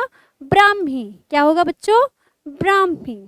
ठीक है, करेक्ट आंसर होगा ब्राह्मी, क्योंकि आपको क्वेश्चन का ध्यान देना है। मुख्य रूप से किस लिपि में मिले हैं? सम्राट अशोक के शिलालेख में मुख्य बोला है कि मतलब प्रधानता किस भाषा की ज्यादा देखने को मिलती है। Which script is was mainly used. Mainly means script was mainly used means आपका जो प्रिंसिपल लैंग्वेज इसमें कौन सी है? तो प्रिंसिपल लैंग्वेज कौन सी है? वो आपकी ब्राह्मी, जिसे और कौन सी भाषा बोलते हैं? प्राकृत भाषा। ठीक है, पर आपके इसके अलावा खरोष्टी भाषा में भी देखने को मिलते हैं। क्या देखने को मिलते हैं? हमारे अशोक सम्राट जी के इंस्क्रिप्शंस, अभिलेख। क्लियर है? अब इस क्वेश्चन का आंसर तो हो गया। बढ़ते हैं हम अपने अगले प्रश्न की ओर, जो कि बड़ा ही प्यारा और बहुत ही महत्वपूर्ण प्रश्न है। आपको क्वेश्चन पूछा गया है, चौरी पकड़े हुए यक्षिणी की आदमकद खड़ी छवि किस काल की मूर्तिकला परंपरा का उदाहरण है? ठीक है, the life size standing figure of a yakshini holding a fly whisk is an example of the sculpture tradition of which period? अब बच्चों क्वेश्चन के ऑप्शंस की बात करें, ऑप्शंस में आपको दिया है मौर्य काल, गुप्त काल, कुषाण काल और शुंग काल। देखो मेरे प्यारे बच्चों, अब आप देख सकते हो किस तरह से क्वेश्चंस आ रहे हैं, कितना कॉम्प्लिकेटेड है। अगर आप अच्छे से ना पढ़ के जाओ आप आंसर नहीं कर सकते हो, ठीक है, पर हम आंसर करवाएंगे ना आपको। देखो ये मूर्ति है आपकी, इसी को नाम दिया गया है क्या, यक्षिणी। अब ऐसा बोला जाता है कि आपके जो यक्ष हैं, पहले आप समझो यक्ष और यक्षिणी क्या है। जो आपके यक्ष और यक्षिणी हैं, इनको बोला जाता है कि जो धरती के नीचे सोना है ना, कुबेर जी महाराज जो हैं हमारे, लक्ष्मी जी के धन कुबेर, तो जो कुबेर जी हैं उन्होंने धरती के नीचे क्या छुपा रखा है, सोना। धरती के नीचे क्या है, गोल्ड। सोना कहीं आप लोग सोने वाला समझ लो, सोने की बात नहीं चल रही है, यहाँ सोना चल रहा है, सोना जो आंखों में चमकता है, ठीक है, आंखों की नींद उड़ाता है, उस सोने की बात चल रही है। तो ऐसा माना जाता है कि ये जो धरती के नीचे सोना है ना, और सोना ही नहीं बल्कि खजाना, धरती के नीचे खजाना छुपा हुआ है, ठीक है, और उस खजाने की रक्षा कौन करता है, इस खजाने की रक्षा कौन करता है, हमारे यक्ष और यक्षिणी इसके रक्षक माने जाते हैं, ठीक है। अब आपको क्वेश्चन में क्या पूछा है, जो पकड़े ये चौरे यानी कि फ्लाई विस्क पकड़े हुए आपकी जो यक्षिणी है, वो आपकी कहाँ में, कौन से काल को दिखाती है। यक्ष यक्षिणी को देखा जाए तो भगवान का दूत के रूप में भी इसकी मान्यता है, ठीक है। अब आप देखो तो ये जो हाथ है इनका, हाथ में आप देखो ये क्या है, ये जो हाथ में ना एक स्टिक सा है। अब इसको आधा तो पीछे चला गया ना, तो ये पीछे का हिस्सा देखो, ये जो है ना स्टिक सा, इसमें आपके कह सकते हो वो बाल से लगे हुए हैं, और ये किस काम आते हैं, मक्खियों को भगाने के काम, ऐसा माना जाता है, इसके भी काम आते हैं, ठीक है। तो आपके ये पूछा गया है कि ये जो स्कल्पचर है आपका, ये जो मूर्ति है इतनी सुंदर सी, वो कौन से काल से जुड़ी हुई है, ठीक है। तो अगर हम देखें, अच्छा आंसर तो मुझे नहीं बताना ना, आपका टेस्ट चलता है ना, सॉरी मैं भूल जाती हूँ कभी कभी। चलिए उसको देखने के लिए हम फटाफट एक्सप्लेनेशन पे चलते हैं, फिर देखते हैं आप में से कितने बच्चों को आंसर याद रहता है, ठीक है। चलिए अगर हम देखें, चौरी पकड़े हुए यक्षिणी की आदम कद प्रतिमा मौर्यकालीन मूर्तिकला परंपरा का प्रसिद्ध उदाहरण है। देखो बेटा, ये जो है बहुत ही पुराने काल की फोटोज और मूर्तियां हैं, फोटोज नहीं है, ये मूर्तियां हैं बहुत ही पुराने काल की, और बहुत ही पुराना काल आ जाता है तो आपका मौर्य काल आ जाता है, ठीक है। तो मौर्य काल से जुड़ी हुई है। The life size yakshini figure holding a fly whisk is a famous example of the Mauryan sculpture tradition, ठीक है। यह प्रतिमा दीदारगंज यक्षी के नाम से प्रसिद्ध है।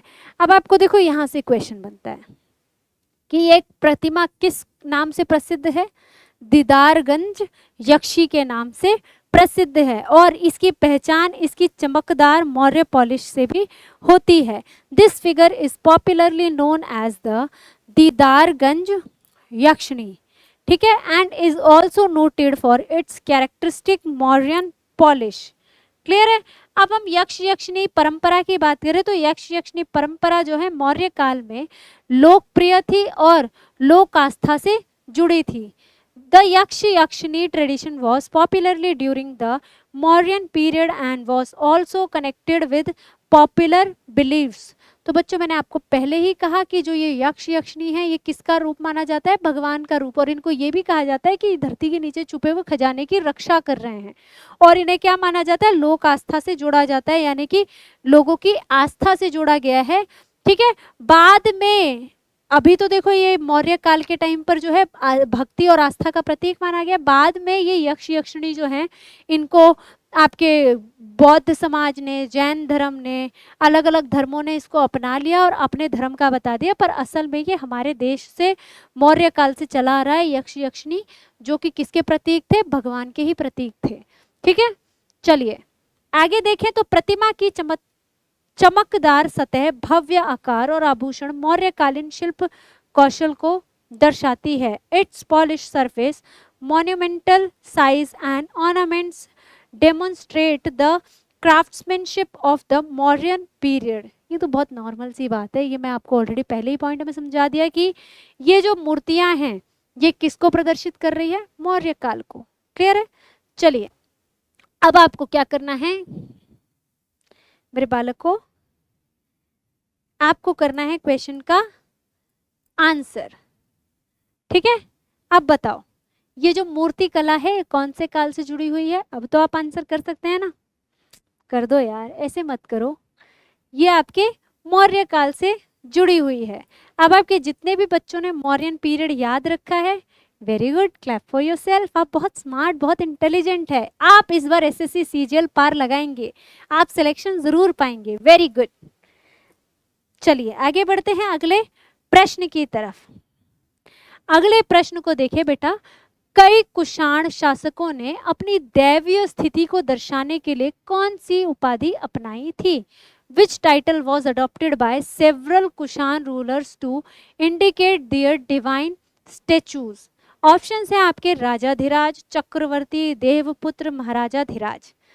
अब मुझे ऐसा लगता है कि अगर आपको देवों से जुड़ा हुआ आंसर करना है तो आप, आई डोंट थिंक सो मुझे आपको इसका एक्सप्लेनेशन या आंसर देने की जरूरत है। आप इसके ऑप्शंस को ध्यान से देखो, राजाधिराज, चक्रवर्ती, देवपुत्र और महाराजाधिराज। देखो बेटा, अगर आप दैवीय स्थिति दिखाना चाहते हो या आप दिखाना चाहते हो डिवाइन स्टेटस को, तो आप किस वर्ड से अच्छे से एक्सप्लेन कर सकते हो उसको? सोचो सोचो सोचो सोचो। मुझे उम्मीद है आप लोग कर सकते हो आंसर। मेरे को पूरी उम्मीद है आप सबके माइंड में देवपुत्र आया होगा, तो आंसर कर सकते हो आप देवपुत्र। और इन्होंने क्या किया था, अगर हम बात करें इनकी कुषाण शासकों की, तो इन्होंने क्या किया था, इनकी जो मोहरें थी, अगर इनके मोहरों की बात करें तो इन्होंने जो मोहरें छपवाई थी, उन मोहरों में इन्होंने क्या किया था, अपने सर के पीछे ना एक डिवाइन सा वो दिखाया था, मतलब एक गोल सा आकार का वो था, वो चीज क्या दिखा रहा था, डिवाइन को दिखा रहा था, यानी कि दैवीय शक्ति को दिखा रहा था। मोहरों में इन्होंने अपने सर के पीछे हालो दिखाया है, हालो बोलते हैं उसको, देवीय शक्ति को दिखाता है। वो किस चीज को दिखाता है? मोहरों में भी उन्होंने इस चीज को दिखाया है कि इनके अंदर क्या है, देवीय शक्ति है। ठीक है, चलिए इसके बारे में देखो, मैंने आंसर बेशक बता दिया है, पर यहाँ से और भी बहुत सी इंपॉर्टेंट चीजें हैं जो पूछी जा सकती है, तो हमें स्पष्टीकरण तो देखना है। चलिए स्पष्टीकरण की बच्चों बात करें तो कुषाण शासकों द्वारा देवपुत्र उपाधि का उपयोग अपनी दैवीय स्थिति और राजकीय अधिकार को प्रदर्शित करने के लिए किया गया है। और कुषाण वंश का जो है सबसे प्रसिद्ध शासक आपका था कनिष्क। कनिष्क का नाम पूछा जाता है, वो कौन से शासक वो उससे था, कौन सी डायनेस्टी से था। ठीक है, अगर हम देखें तो प्रदर्शित करने के लिए किया गया है। एक बार इंग्लिश में भी देख लो इसको, Kushan ruler use the title Devaputra to express their divine statue and royal authorities. Clear है? अब मैं आपको बोल रही थी ना, इन्होंने मोहरे छपवाई थी, उसमें क्या किया था, अपने सर के पीछे वो आभा मंडल सी दिखाई हुई है, हालो बोलते हैं उसको, प्रकाश चक्र दिखाया हुआ है। ठीक है, चलिए एक बार देखते हैं इसके पॉइंट्स को। कुषाण शासक कनिष्क इस वंश के सबसे प्रसिद्ध शासकों में से एक था। Kanishka was one of the most famous ruler of the Kushan dynasty. ठीक है, कनिष्क को क्या बोला जाता है, मैंने अभी आपको बताया कि सबसे फेमस रूलर बोला जाता है कनिष्क को, और यहीं से आपका बन जाता है एक और क्वेश्चन। ठीक है, कुषाण राजाओं के सिक्कों पर उनके सिर के पीछे आभा मंडल दिखाई गई है, जो कि प्रकाश चक्र बना होता है, जो इसकी उनकी इस दैवीय छवि का प्रमुख प्रमाण है। अब यहाँ से क्वेश्चन आता है, बताओ कुषाण वंश के शासकों ने मोहर पे क्या खास पहचान दी थी? तो वो दैवीयता की पहचान के लिए उन्होंने क्या करवाया था, अपने सर के पीछे आभा मंडल बनाया था, प्रकाश चक्र बनाया हुआ है, जिससे ये पता चलता है कि ये क्या है, देवपुत्र हैं, देवताओं की पुत्र हैं। ठीक है, Kushan coins depicts rulers with a halo, मैंने आपको पहले ही बोला, halo around their head surviving as visual proof of their divine status. Clear है? देवपुत्र का शाब्दिक अर्थ होता है देवताओं का पुत्र, जो शासक की दैवीय वैधता को दर्शाता है। Devaputra literally mean sons of God, reflecting the divine legacy of the ruler. Clear है? अब आपको ये चीज समझ आ रहा है कि ये क्या कैसे पूछा जा रहा है? आपको समझ आ गया कि यहाँ से और क्या क्या पूछा जा सकता है मेरे बालकों? तो इस क्वेश्चन का आंसर तो हमने कर ही लिया था कि देवपुत्र किसको बोला जाता है, आपके कुषाण वंश के शासकों ने देवपुत्र की उपाधि ली थी, और देवपुत्र का मतलब क्या होता है, आपका देवताओं का पुत्र। और इन्होंने अपनी देवीय शक्ति को दिखाने के लिए क्या किया था, अपने मोहरों पर अपने सर के पीछे एक आभा मंडल दिखाई थी, प्रकाश चक्र दिखाया था, ठीक है। तो इससे उन्होंने अपनी दैव्यता को लोगों के बीच दिखाया, ठीक है। और इन्हें ही देवपुत्र के नाम से फेमस थे ये वंश के राजा। और यहाँ के जो फेमस रूलर थे वो कौन थे, कनिष्क। कनिष्क की ही ये हमने स्कल्पचर लगा रखा है। तो जो किंग कनिष्क थे ये सबसे फेमस रूलर थे, आपके कुषाण डायनेस्टी के थे, या कुषाण वंश के सबसे प्रमुख या सबसे फेमस या सबसे प्रसिद्ध रूलर में से एक थे कनिष्क। तो यहाँ से भी एक क्वेश्चन बन जाता है। अब आप मुझे बताइएगा, आपको सबसे पहले तो थैंक यू, क्लास में अंत तक जुड़े रहे। और अब आप मुझे कमेंट करके ज़रूर बताइएगा आपको क्लास कैसी लगी, और आपके जो भी फ्रेंड्स एसएससी की तैयारी कर रहे हैं उनके साथ इस क्लास को शेयर भी कीजिएगा। और अगर आपको क्लास अच्छी लगी तो कमेंट करके ज़रूर बताइएगा, इससे हमारा मोटिवेशन बढ़ता है, हम आपके लिए और भी अच्छी इंटरेस्टिंग क्लास लाएंगे। और आप प्लीज़ इस चैनल को सब्सक्राइब कीजिए, अपने फ्रेंड्स के साथ वीडियो को शेयर कीजिए, बेल आइकन अगर आपने प्रेस नहीं किया है तो प्रेस कीजिए, और जुड़े रहिए एसएससी एक्सपर्ट के साथ। मिलेंगे हम नेक्स्ट क्लास में नए क्वेश्चंस के साथ, नए एक्सप्लेनेशन के साथ। तब तक के लिए हंसते रहिए, मुस्कुराते रहिए, खुश रहिए। आप सभी को राधे राधे।